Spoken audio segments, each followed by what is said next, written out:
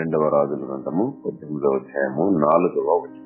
ఇక్కడ హిజ్కియా రాజు అయినటువంటి కొత్తలో అతను చేసినటువంటి పనులు చాలా అద్భుతమైనటువంటి పనులుగా మనం చూస్తాము. దాంట్లో భాగంగా 4వ వచనం తర్వాత భాగం చదువుతానండి. 2వ భాగంలో అతను మోషే చేసిన ఇత్తడి సర్పమును చిన్న భిన్నములుగా చేశాను. దానికి ఇశ్రాయేలీలు నెహిష్టాను అని పేరు పెట్టి దానికి ధూపము వేస్తూ వచ్చింది. తెలుగులో అయితే ఇశ్రాయేలీలు నెహిష్టాన్ అని పేరు పెట్టని రాశారు. ఇది ట్రాన్స్లేషన్ లోపం.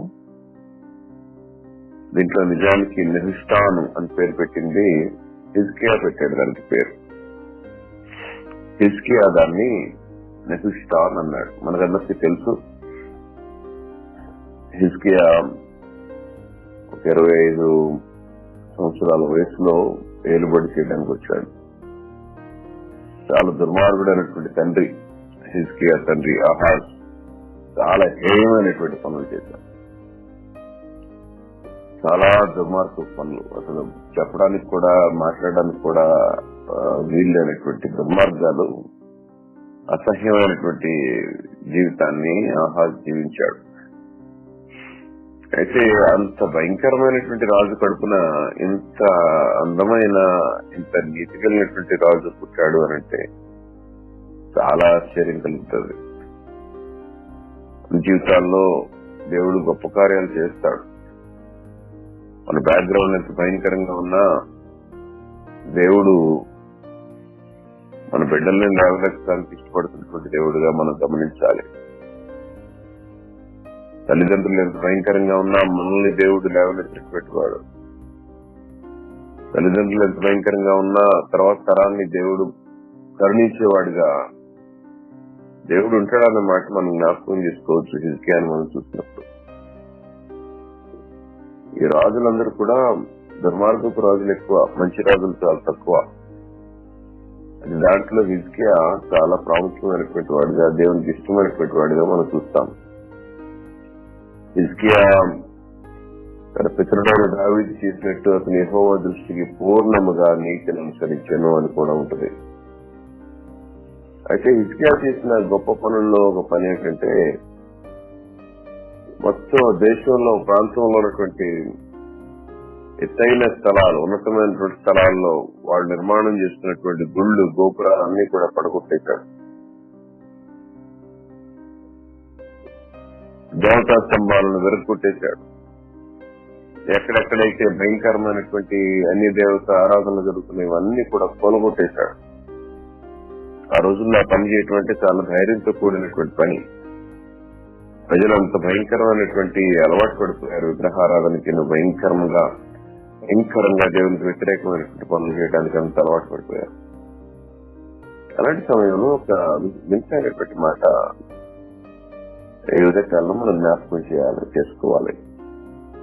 అదేంటంటే, ఈ దేవతా స్తంభాలను ఎట్లా పడేశాడో, ఈ విగ్రహాలను ఎలా పడేశాడో, ఈ గుళ్ళు గోపురాలు ఎత్తైనటువంటి స్థలాలు ఎట్లా కూలదొచ్చాడో, అదే విధంగా అదే భాషలో అదే రోషంతో మోషే చేసిన ఇత్తడి సర్పాన్ని కూడా ముక్కలు ముక్కలు చేశాడు. He also completely destroyed the brass serpent that Moses had used in the desert. అరణ్యంలో మోషే వాడినటువంటి ఆ ఇత్తడి సర్పం, అప్పటికి అంటే మోషే ఇత్తడి సర్పాన్ని వాడి 700 సంవత్సరాలు దాటిపోయింది. 700 years. ఈ 700 సంవత్సరాలుగా ప్రజలు నెమ్మదిగా ఇత్తడి సర్పాన్ని ఆరాధించడం ప్రారంభించారట. ఇత్తడి సర్పం కూడా ఒక దేవుడు అయిపోయింది వాళ్ళకి. ఇత్తడి సర్పానికి కూడా ధూపం వేయడం ప్రారంభించారు. ఆ ఇత్తడి సర్పంలో ఏదో మహిమ ఉందని దాన్ని వెతకడం ప్రారంభించారు.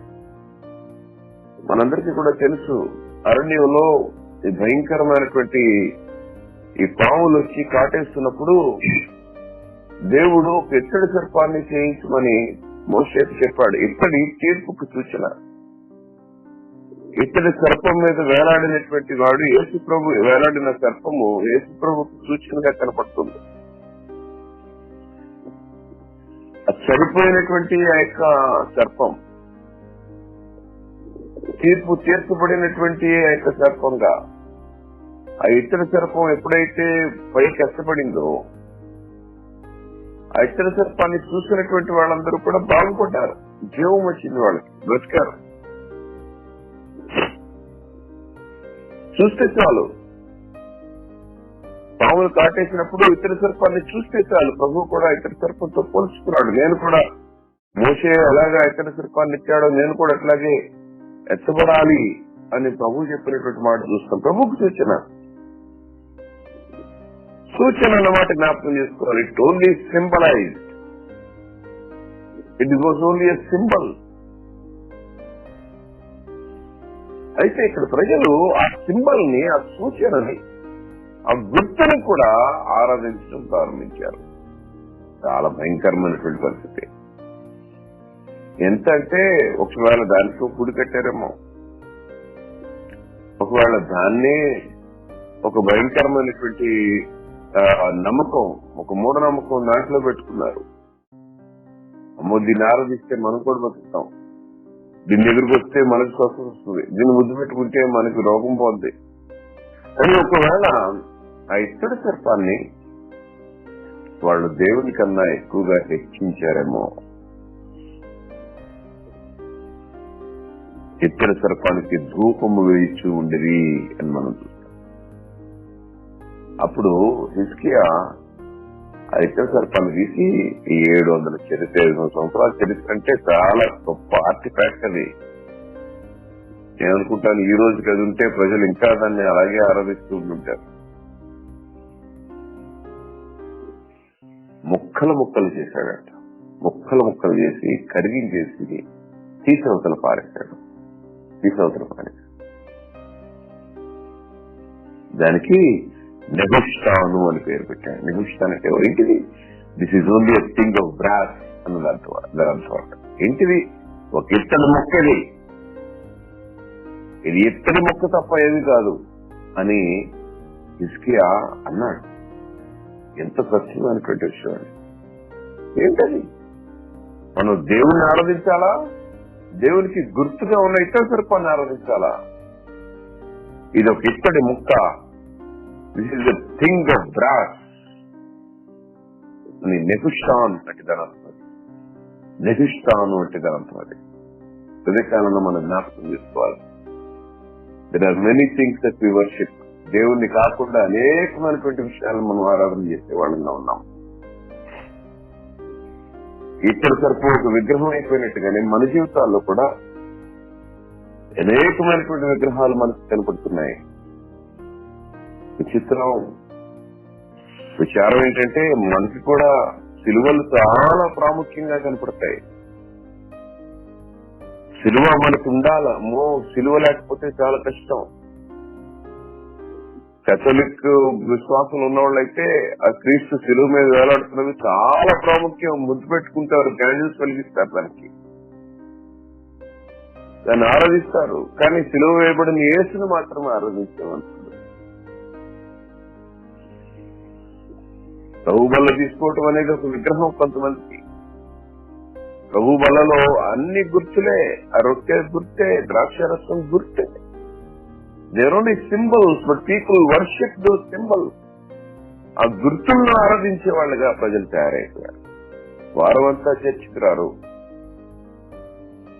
నెలంతా చర్చికి రారు, నెలంతా దేవుని మీద దృష్టి, నెలంతా ఇష్టానుసరమైన జీవితం జీవించి ప్రభుని నొప్పించి, ప్రభుని గాయపరిచి, ఆ రోజున మాత్రం ప్రభు వాళ్ళు ఇచ్చే రోజున మాత్రం గడగడలాడిపోతూ, చేతులు వణుకుతూ, కాళ్ళు వణుకుతూ ఆ ప్రభు బలను తీసుకోవాలని ప్రయత్నం చేస్తారు. అది విగ్రహం. జాగ్రత్త, విగ్రహం చేసుకోకూడదండి. దాన్ని కొంతమందికి ఉద్యోగమైన విగ్రహం మన కాన్ఫరెన్స్ లో విన్నాం. ఉద్యోగం కోసం కనిపెట్టేవారు, ఉద్యోగం కోసం ప్రార్థన చేసేవారు. ఉద్యోగం వస్తే మొత్తం అన్ని మారిపోతే అనుకునేవాళ్ళు. ఉద్యోగం కోసం భయంకరమైనటువంటి ప్రాంతంలో ఉద్యోగమే విగ్రహంగా తయారైపోయే పరిస్థితి. ఉద్యోగం రాకపోతే ఇంకేమి వాళ్ళ జీవితాలు ఏమి దేవుడు కార్యం చేయలేడు. ఉద్యోగం ద్వారా తప్ప దేవుడు ఏ కార్యం చేయలేడు అనుకునేవాడు. Revival, outpouring of revival.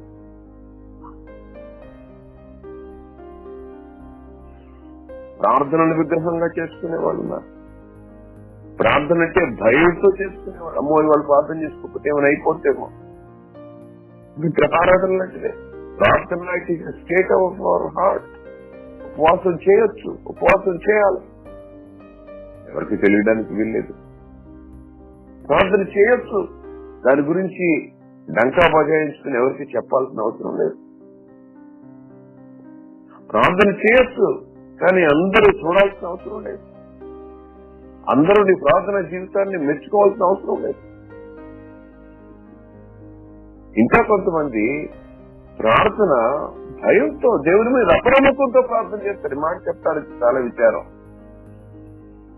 దేవుని మీద విశ్వాసంతో ప్రార్థన చేయాలి, కానీ దేవుని మీద అపనమ్మకంతో నువ్వు ఎంత ఎక్కువ ప్రార్థన చేస్తే దేవుడు నిన్ను అంత ఎక్కువగా అనేక పరిస్థితుల్లో దేవుడు ఆదుకుంటాడని నమ్మేవాడు కూడా ఉన్నారు.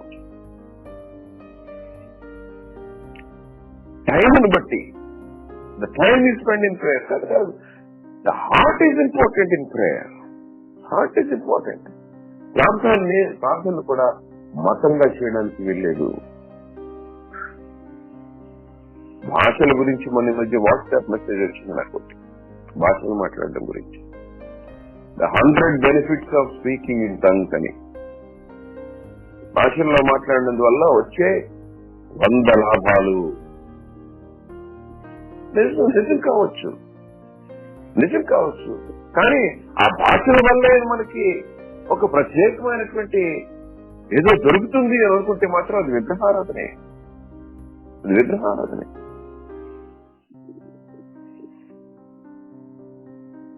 100 బెనిఫిట్స్. ఎంత హృదయం లేనటువంటి, మనసు లేనటువంటి, దేవుడు లేనటువంటి వాట్సాప్ మెసేజ్ అది. భాషలు.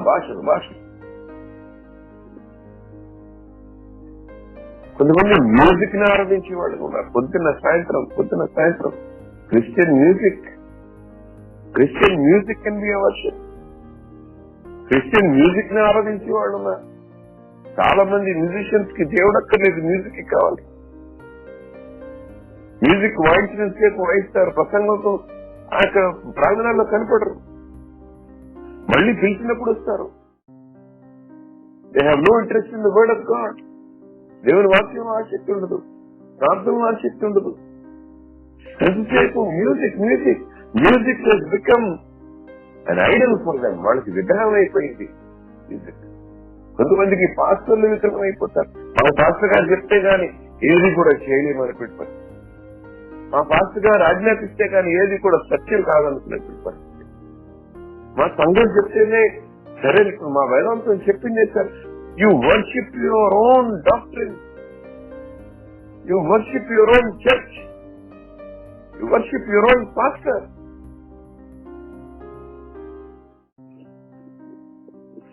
ఎందుకన్నా ఆరాధనకు యోగ్యుడు దేవుడు తప్ప ఇంకెవరు కాదు. మన ఆరాధనకు యోగ్యుడు క్రీస్తు తప్ప ఎవరు కాదు. మన ఆరాధనకు యోగ్యుడు మన పక్షాన సిలువలో వేలాడు వాడు తప్ప ఎవరు కాదు. Nothing else can take this place. ఇంకా ఏది కూడా స్థానాన్ని తీసుకోవడానికి వీల్లేదు. అందుకనే హిజ్కియా ఎంత జ్ఞానం అంటే ఆ రోజుల్లో మహాభయభక్తులు చూపించే ఆ నిష్ఠానం ఆ ఇత్తడి సర్పాన్ని తీసి, చిచ్చి ఇది దేవుని స్థానాన్ని ఆక్రమిస్తుంది నా దేశంలో, రాజ్యంలో ఎదుగటానికి వీల్లేదు. దేవునికి కావలసినటువంటి మహిమ ఈ ఇత్తడి సర్పం, ఈ రాడ్ మీద ఉన్న ఇత్తడి సర్పానికి ప్రజలు ఇస్తున్నారు. ఇది ఉండటానికి లేదు. ముక్కలుగా తీసవతలు పారేసంటారు. మన జీవితాల్లో కూడా తీసవతలు పారేసే చాలా ఉన్నాయి. Many things that we have to remove. దేవునికి బదులుగా మనం ఆరాధించుకునేది, దేవుని స్థానంలో మనం ఆరాధించుకునేది, దేవునికి గుర్తులుగా ఉన్నటువంటివి మనం దేవుని కన్నా హెచ్చించేవి. అదే కారణ ఒకవేళ అటువంటి భక్తిగా మన భక్తి ఉంటే, రకరకాలైనటువంటి వాటికి ప్రాముఖ్యత ఇస్తుంటే, దేవుని వాక్యానికి తప్ప, ప్రార్థనకి తప్ప, దేవునితో సహవాసానికి తప్ప, శిలువ వేయబడిన యేసుకు తప్ప మరి దేనికైనా సరే మనం ప్రాముఖ్యత మనం ఇస్తుంటే దాని ఉదయకాలను మనం జాగ్రత్తగా గమనించాలి. అది మనం జీవితాల్లో విగ్రహారాధనగా ఉందేమో ఒకవేళ గమనించాలి. Only God deserves all the glory. సమస్త మహిమ, సమస్త ఘనత కేవలము దేవునికి మాత్రమే చెల్లుతుంది. దేవునికి మాత్రమే చెల్లుతుంది. దేవుని స్తుతించుకోవటం నేర్చుకోవాలి. మనం దేవుని ఆరాధించుకోవటం నేర్చుకోవాలి. దేవుని మాత్రమే మన జీవితాల్లో హెచ్చించడం నేర్చుకోవాలి. మన జీవితాల్లో ఇంకా దేనికి కూడా స్థానం ఉండటానికి వీల్లేదు. అందుకని అన్నమాట ఏంటంటే, నేను తప్ప మీకు వేరొక దేవుడు ఉండటానికి వీల్లేదు. You cannot have any other God before me. మన దేవుడు రోషం కలిగినటువంటి దేవుడు. కేవలం ఆయనకి చెందాల్సినటువంటి మహిమే, ఆయనకి చెందవలసిందే. మరి దేన్ని కూడా మనం దేవుడుగా, దేవతగా మన జీవితాల్లో పెట్టుకోవడానికి వీల్లేదు. మన దేవుడు దేవతలు అనుకోం. ఇవన్నీ కూడా మంచివే అనుకుంటాం. ఇతర సర్పం కూడా మంచిదే. ఇతర సర్పంలో ఏ లోపం లేదు. ఇతర సర్పంలో ఏ దోషం లేదు.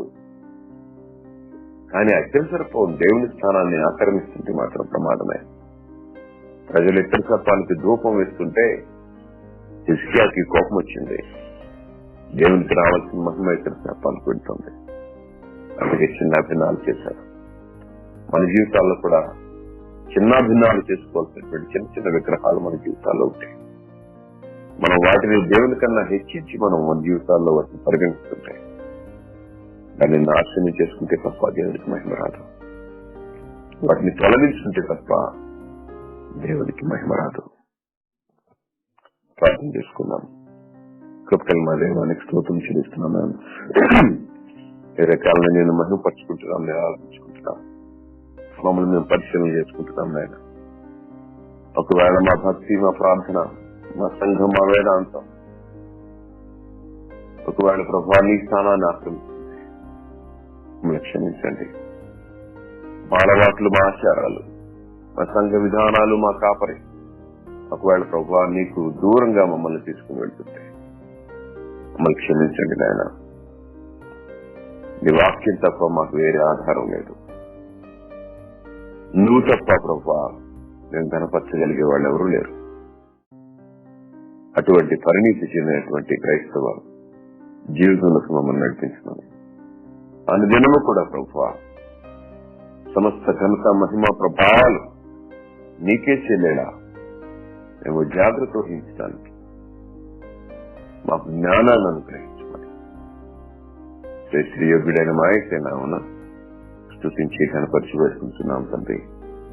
ఆమేన్. అందరికీ వందనాలండి. Good morning and God bless.